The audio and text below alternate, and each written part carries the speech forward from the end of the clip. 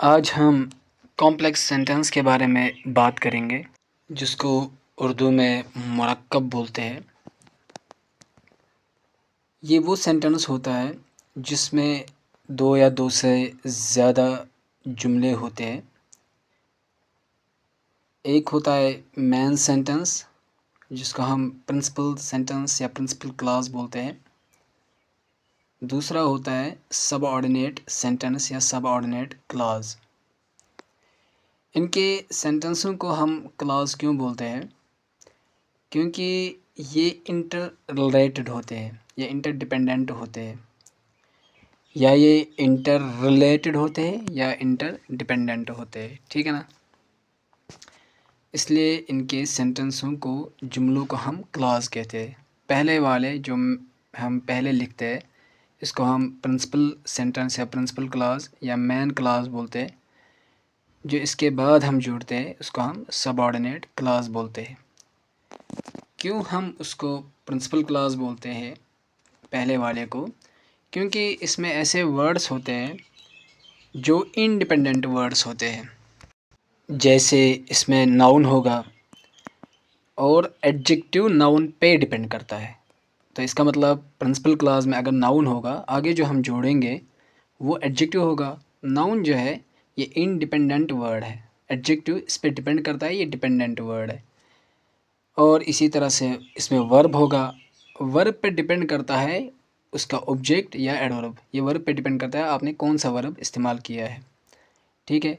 और इसमें क्या कहते हैं, हर वो वर्ड होता है जो इंडिपेंडेंट होता है। जैसे मैंने एग्जांपल दी है, अगर इसमें नाउन होगा आगे हम एडजेक्टिव जोड़ सकते हैं। अगर पूरा जुमला जोड़ेंगे तो एडजेक्टिव क्लॉज हो जाएगा। क्योंकि हमने जो नाउन है प्रिंसिपल क्लॉज में इस्तेमाल किया है, इसलिए हम उसका एडजेक्टिव बहैसियत जुमला आगे वाले जुमले में, या आगे वाले जुमले को हम ऐसे फंक्शन कराएंगे जो पहले वाले सेंटेंस में जो नाउन होता है उसका एडजेक्टिव बन जाएगा। ठीक है ना? इसीलिए वो डिपेंड करता है पहले वाले सेंटेंस में, पहले वाले सेंटेंस पे। ठीक है ना? तो इस तरह से पहला वाला जो है इंडिपेंडेंट होता है और दूसरा वाला जो है डिपेंड बनता है इस पे, तभी उसको हम सब ऑर्डिनेट क्लॉज कहते हैं। ठीक है ना? सब ऑर्डिनेट मतलब होता है जो किसी के अंडर काम करे या जो किसी पे डिपेंड होता है। ठीक है ना? इसी तरह अगर पहले वाले वर्ब में सेंटेंस में वर्ब है और वर्ब की मीनिंग को कंप्लीट करता है या वर्ब की सेंस को कंप्लीट करता है, या तो इसका हम कॉम्प्लीमेंट्री जोड़ते हैं या हम उसका ऑब्जेक्ट जोड़ते हैं। वो ऑब्जेक्ट या कॉम्प्लीमेंट्री आगे हम पूरा सेंटेंस लाते हैं जो इसका या तो ऑब्जेक्ट का काम करता है या कॉम्प्लीमेंट्री का, या वर्ब का हमें एडवर्ब आता है। तो इस तरह से हम पूरे आगे वाले पूरे सेंटेंस को एडवर्ब का फंक्शन कराते हैं। तो वो डिपेंड होता है पहले वाले सेंटेंस पे। ठीक है ना? मैं एग्जांपल से समझाने की कोशिश करूँगा। तो इसके बाद ये जो हमने कॉम्प्लेक्स सेंटेंस की डेफिनेशन बताई है, उम्मीद है कि आपको डेफिनेशन समझ में आ गई होगी, क्लियर हो गई होगी। इसके बाद जो है सब ऑर्डिनेट क्लॉज की टाइप्स बनते हैं। ठीक है ना? जितनी सबऑर्डिनेट क्लॉज के टाइप्स बनते हैं ये हम पूरे कॉम्प्लेक्स सेंटेंस के ही टाइप्स मानते हैं बाद में। ठीक है? अगर हम सबऑर्डिनेट क्लॉज को बहैसियत ऑब्जेक्ट फंक्शन कराते हैं, हम इसको कहते हैं ऑब्जेक्ट क्लॉज। अगर हम सबऑर्डिनेट क्लॉज को एडवर्ब के तौर पे काम कराते हैं, हम इसको कहते हैं एडवर्ब क्लॉज। इसी तरह से अगर हम इसको एडजेक्टिव के तौर पे काम कराएंगे तो हम इसको कहते हैं एडवर्ब क्लॉज। ठीक है ना? ये इसके फंक्शन पे डिपेंड करता है, जो ये फंक्शन करेगा वही हम उसको नाम भी देते हैं। ठीक है? दूसरी जो इसकी क्लासिफिकेशन बनती है वो इस तरह बनती है। एक तो हम इसको सबऑर्डिनेट क्लॉज को ये नाम देते हैं रिलेटिव क्लॉज। ठीक है? दूसरा कंडीशनल क्लॉज। तीसरा जो है, चलिए वो हम एक तरह से रिलेटिव क्लॉज का ही पार्ट मानते हैं। जो मैं तीसरी क्लासिफिकेशन या तीसरी किस्म इसका बताने वाला था, उसको हम रिलेटिव क्लॉज ही मान के चलते हैं। ठीक है ना? रिलेटिव क्लॉज जो है, रिलेटिव क्लॉज कहते किसको है? रिलेटिव का मतलब होता है रिलेशन। जो मैंने डेफिनेशन में बताया है, ये डिपेंड होता है, सबऑर्डिनेट क्लॉज डिपेंड होता है पहले वाले सेंटेंस पे। इसी को कहते हैं रिलेशन देना, ठीक है ना। और ये रिलेशन देते किससे हमें कैसे समझ में आ जाए कि ये डिपेंड करता है पहले वाले सेंटेंस पे।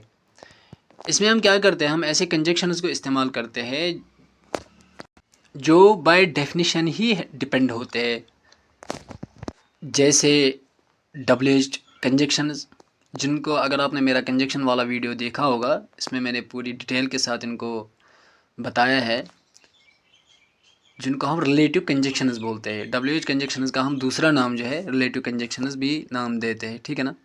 इनकी खासियत क्या होती है, इनके अंदर ये प्रोनाउंस छुपे हुए होते हैं, चाहे वो सब्जेक्ट हो ऑब्जेक्ट हो जो भी हो, वो रिफ्लेक्ट होता है पीछे वाले सेंटेंस की ओर, जिसको हम एंटीसीडेंट बोलते हैं, ठीक है ना। ये इनकी खासियत होती है इन कंजक्शनों की। किन कंजक्शनों की?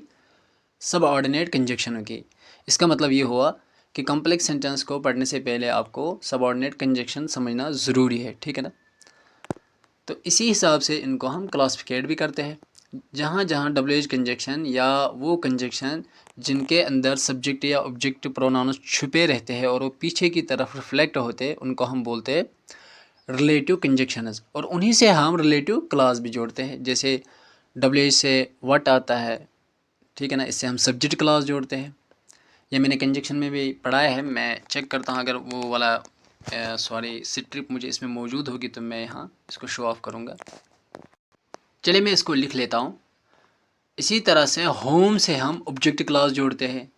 जैसे सब्जेक्टिव प्रोनाउंस होते हैं, सब्जेक्ट का जो ऑब्जेक्टिव प्रोनाउंस होते हैं, इनको जो हम रिफ्लेक्ट करते हैं, पीछे की तरफ लौटते हैं, पीछे वाले सेंटेंस से ऑब्जेक्टिव वाले रिलेशन शो करना चाहते हैं, तो वो हम होम से जोड़ते हैं, WHOM।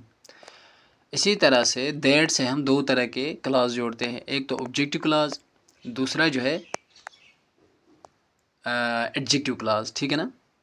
दैट से हम वर्ब का ऑब्जेक्ट जोड़ते हैं और होम से सब्जेक्ट का ऑब्जेक्ट, ठीक है ना।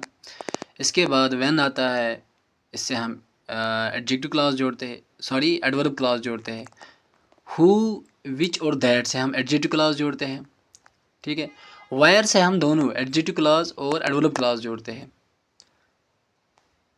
इसी तरह से हु सो एवर है, ठीक है ना। इसी तरह से वाई है, इनसे हम एडवर्ब क्लॉज जोड़ते हैं। इसको हम एक पैटर्न के हिसाब से लिख लेंगे। एडजेक्टिव क्लॉज से के लिए जो हम कंजक्शन इस्तेमाल करते हैं, और एडवर्ब क्लॉज के लिए जो हम कंजक्शन इस्तेमाल करते हैं, और सब्जेक्टिव क्लॉज के लिए और ऑब्जेक्टिव क्लॉज के लिए, इसको हम एक सीक्वेंस के साथ लिख लेते हैं, ठीक है।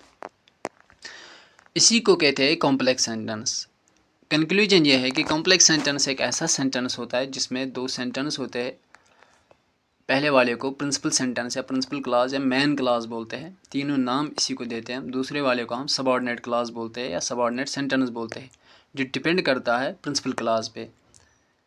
और हम वो फंक्शन कौन सा करता है, ये डिपेंड करता है आप कौन सी फंक्शन कराना चाहते हो उससे, और आप वही कंजक्शन इस्तेमाल करते हो जो आपको फंक्शन करानी हो। अगर आपको एडजेक्टिव फंक्शन कराना हो तो आपको एडजेक्टिव कंजक्शन इस्तेमाल करना पड़ेगा। अगर आपको एडवर्ब कंजक्शन फंक्शन कराना हो उससे, तो आपको एडवर्ब कंजक्शन इस्तेमाल करना पड़ेगा, वो भी पहले वाले क्लास के हिसाब से। आपको कौन सा एडवर्ब बनाना है, एडवर्ब ऑफ टाइम बनाना है, एडवर्ब ऑफ रीज़न है बनाना है, एडवर्ब ऑफ डिग्री बनाना है, कौन सा एडवर्ब आपको बनाना है, इसी हिसाब से आपको कंजक्शन भी इस्तेमाल करना होगा।